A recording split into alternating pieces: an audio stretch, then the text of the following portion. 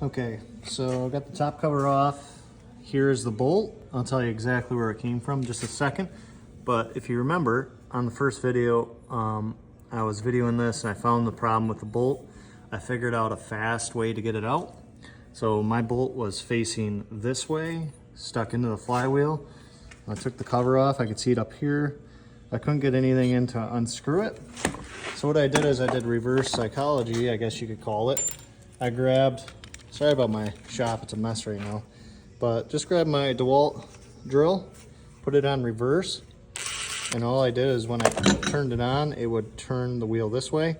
And what it did is it did the opposite of when it went in. It locked it that way when the motor flywheel is spinning.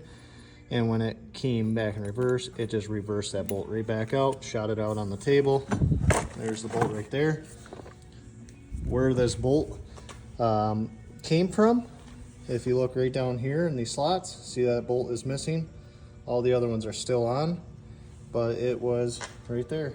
One of the top piston head bolts, or lower casing, whatever you want to call it. That bolt came off. So I'm gonna get a new one ordered because this one got bent up a little. I'm gonna get that re-put back in, torque it down. Should be good to go. All right, that is for the Husqvarna 550 XP. Hearing some rattling, and then your motor locks up. That should be your corporate. Bolt comes out from right here, and just that's the spot right there. That's the corporate bolt. Falls down, gets right in the flywheel, it locks up.